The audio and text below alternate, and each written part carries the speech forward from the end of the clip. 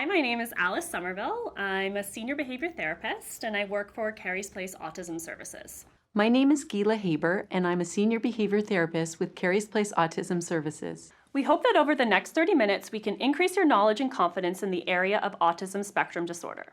As we go through our video today, there are three main objectives that we hope to achieve. 1, describe the attributes of ASD. 2, identify individual strengths in people you know with ASD. And 3, describe different learning styles. To begin, let's review the definition of autism spectrum disorder. What we know is that ASD is a lifelong neurodevelopmental disorder, meaning it's present from birth and lasts a lifetime. However, what it looks like can change across the lifespan as one continues to build functional skills across a wide range of domains. ASD also affects the way people communicate and interact with those around them.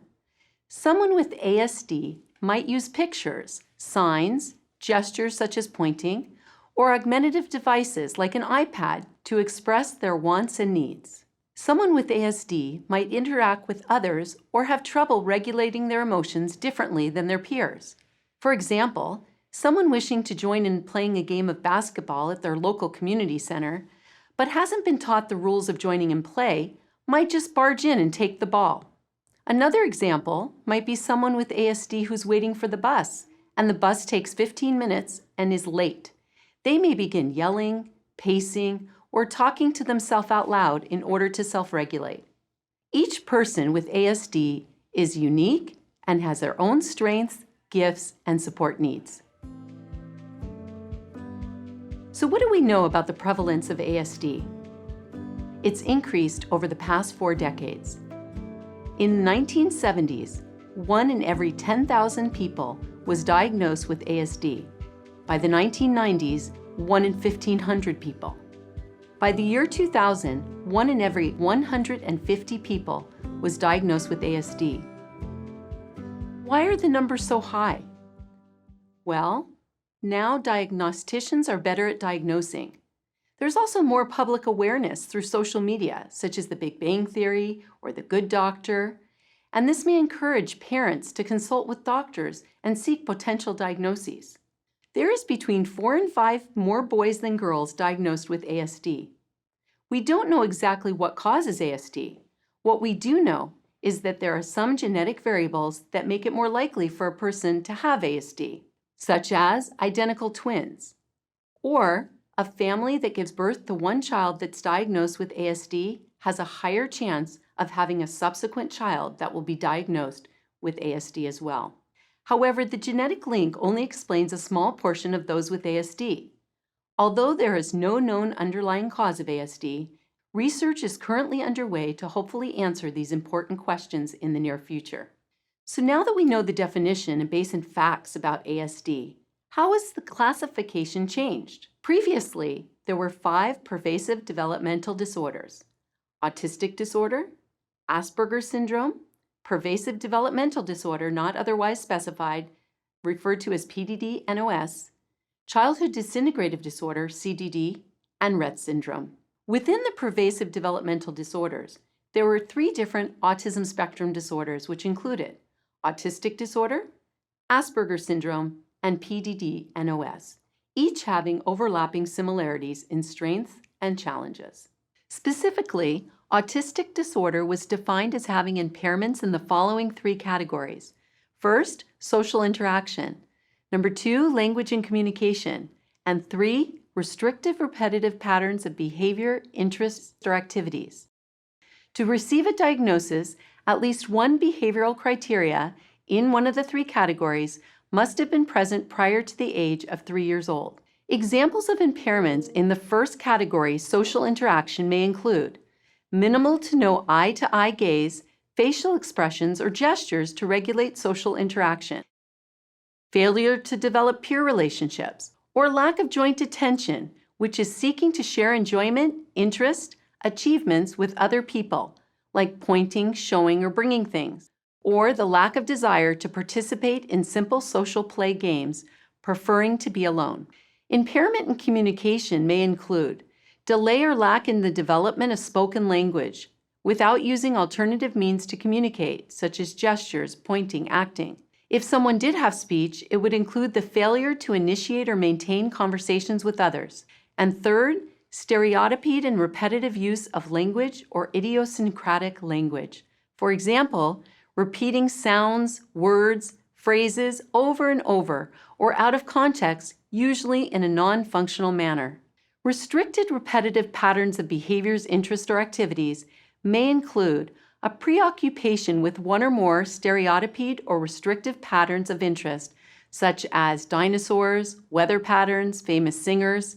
It could also include inflexible adherence to specific non-functional routines or rituals, like lining up pencils, hopping on cracks in the sidewalk, or insistence on sameness. Repetitive motor mannerisms or movements such as finger or hand flapping and rocking back and forth. Asperger's syndrome was classified as having similar social and behavioral deficits, but had no language delays. It included average to above average intelligence quotient. What is an IQ? It's a number used to express the relative intelligence of a person as compared to an average performance of others in the population. Pervasive developmental disorder, not otherwise specified, sometimes called atypical autism, was characterized by the same deficits and challenges as in the former autistic disorder. However, the number of impairments may have been more or less in any of the three categories. Childhood disintegrative disorder, or CDD as it's called, was classified as typical development for at least 2 years, followed by a rapid regression of previously acquired skills in areas such as expressive receptive language, social skills, bowel bladder control, play, and motor skills. Rett syndrome, predominantly found in girls, was classified by a rapid developmental decline at approximately 5 months of age, in addition to the development of stereotypical hand movements such as hand wringing or hand washing, a loss of social engagement, deceleration of head growth, and a decline in expressive receptive language development. While Rett syndrome is now its own classification, the other 4 pervasive developmental disorders have been now consolidated into one autism spectrum disorder. So when we think of the new autism spectrum disorder, it integrates features of the former 3 ASDs, whereby on the left side of the spectrum, where autism used to fit, we now refer to individuals as having autism spectrum disorder with an intellectual disability, or ID. On the right side of the spectrum, where the diagnosis of Asperger's used to fit, we now refer to it as autism spectrum disorder without an intellectual disability, or ID. Previously, the characteristics of autism were classified into 3 distinct categories. These were referred to as the triad of impairments and included restrictive repetitive behavior, challenges with communication, and social deficits. In the new DSM-5, a diagnosis of ASD is classified into only 2 distinct categories and referred to as the dyad of impairments. Essentially, the language challenges and the social challenges have been put together into one area of impairment referred to as social communication deficits.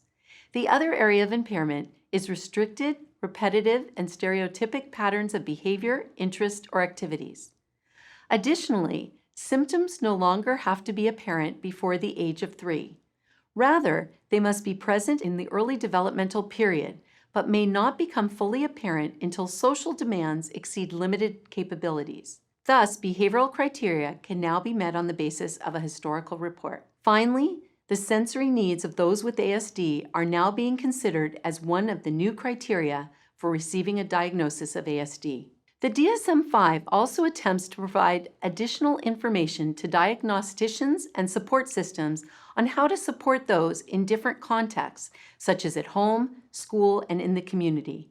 There are 3 categories of severity of ASD and 3 different levels of support, each characterized by requiring support, level 1, may be mild needs, requiring substantial support, a level 2, meaning needing 1-to-1 in a couple of contexts. Requiring very substantial support, a level 3, could mean a 1-to-1 support in all situations. Having said this, it's important to keep in mind that each person with ASD is different and unique, and where they fall on the spectrum varies.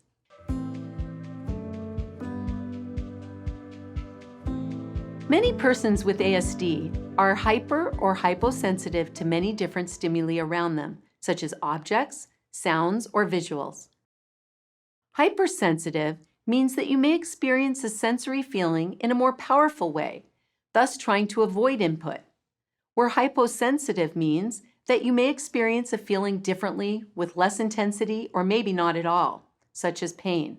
Those with ASD can be hyper or hyposensitive to any of the 5 senses: seeing, hearing, smelling, tasting, and touching, and the 2 systems, proprioceptive, which orients our body in space, or the vestibular system, which maintains balance. For example, if you were hypersensitive to auditory input, things you hear, you may hear humming of the lights, or you may hear a conversation down the hall. If you were hyposensitive to sound, you may want to wear headphones that play music at a very loud volume in order to receive the sensory input you need, much higher intensity than you normally see. Another example might be smell input. If you are hypersensitive to scent, you may be able to smell a person's food that's being microwaved, and that may be really hard to manage because it may smell really good and make you hungry, or it may smell very bad and make you gag. If you are hyposensitive to scent, you may seek out smells and want to go right up to someone's lunch and smell it in order to get that sensory input. So as we talk about the dyad of impairments or characteristics of ASD, it's also important to acknowledge the sensory needs during that process. Let's talk about the brain and autism. Images of typical brain development have shown that the brain undergoes a pruning process. What this means is that when your brain is developing, there are a lot of connections that are happening, but many of these connections become useless over time when they are no longer needed. Similar to pruning a tree or bush, you need to cut off the ends in order for the flower to bloom the next year. Your brain goes through the same process of pruning, and all these connections which are no longer growing, working, or needed are pruned, which allows the brain to further develop and work more efficiently and effectively. For people with ASD, there is a lack of this pruning process. This means that the connections which are no longer working or needed are still connected, lessening the space for new connections, which can affect the way the brain can develop and grow. Sometimes you will hear the term noisy networks because there are a lot of unpruned connections in the brain, creating extra noise that is difficult to filter through. Research by Dr. Eric Hoshane has shown that the brain's rate of growth amongst those with ASD grows at a much faster rate than those without, reaching 90% of full brain size by the age of 2 as opposed to the age of 5. This period is followed by a rapid deceleration in brain growth. What does this mean? This means that children with ASD might be able to do some early skills as well as some more advanced skills at an early age. However, they may not perform these skills consistently. The greater the degree of overgrowth, the greater the appearance of difficulty with social skills. In addition, this can lead to longer processing time, intermittent skill demonstration, and difficulty remembering details and facts. The areas of the brain that are related to social skills are smaller in those with ASD. This helps to explain why some may be more focused on objects rather than people. In addition to the pruning process and the rate of growth of the brain of persons with ASD, there are also some significant differences in the way the brain functions, and this affects the way they think and process information. There are 3 main areas of brain functioning that are different in those with ASD. These are 1. Executive functioning, 2. Theory of mind, and 3. Central coherence. So what is executive functioning? Executive functioning is the ability to sequence, prioritize, and plan ahead.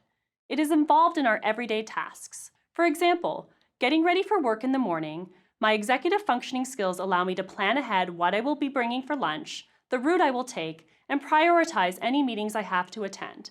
This allows me to do all of these complex tasks without having to think too much about it. So when we look to the brain, specifically the prefrontal cortex, it has been shown to develop differently for those with ASD. And because of this difference in development, we see challenges with executive functioning. Now you can imagine how challenging this must be when faced with some of the tasks that others might take for granted. For example, getting to school on time. In order to get to school on time, there are so many tasks that need to be sequenced and prioritized, and so a challenge with executive functioning can really interfere with a person's ability to function at their full potential. The second area that impacts brain functioning is theory of mind.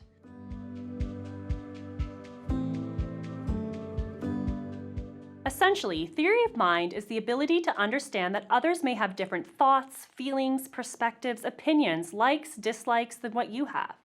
This is the process of assuming that because I have seen something, the other person must have seen it as well. Or that if I like something, the other person must like the same thing. We would see the development of theory of mind beginning by age 4 or 5. By this age, children are starting to understand that what they have experienced may not be what another person has experienced. However, many persons with ASD may not develop theory of mind, or it might be quite delayed. And what we know is that we have to teach theory of mind just like we would teach any other skill. We have to teach persons with ASD that just because they have a strong interest in a certain subject, this does not mean that another person has the same shared interest in that subject. Central coherence. What central coherence refers to is the ability to take small pieces of information and put them into a whole. An example of this would be if you were to look at a picture that showed a forest floor with many different trees dispersed throughout the picture. If I were to look at that picture, I would probably say, this is a forest. I'm looking at a forest. An individual who has challenges with central coherence may look at the same picture and when asked to describe it may say, I see a lot of trees. They are not making the connection that all of the individual trees, when put together, make a forest. You can imagine that if you have challenges with central coherence, there are many things in the world from which we infer meaning through looking at the small pieces, and it would be quite challenging to go day to day with the inability to take these small pieces of information and put them together into a whole. This can also be seen as a limited ability to understand context or to see the big picture. For example, a person walks into a boardroom and upon entering they see a single person standing in front of a room pointing to the information on a screen and speaking. The other people in the room are sitting quietly taking notes facing the presenter. What's happening here? So you might have answered that this person has walked into a presentation. However, a person with ASD, lacking central coherence, in the same scenario might not recognize that a presentation is taking place. They may proceed to ask their boss how their weekend was or talk to their colleagues and loudly unpack their bag. They are not making the connection that all of these smaller elements, the person standing in front of the room, the people taking notes, form a larger whole, in this case that a presentation is taking place. The region of the brain that is responsible for processing visual information is called the visual cortex. Among those with ASD, the visual cortex is generally not affected. We therefore want to capitalize on that potential strength and encourage the use of visual strategies and supports to enhance the learning of persons with ASD.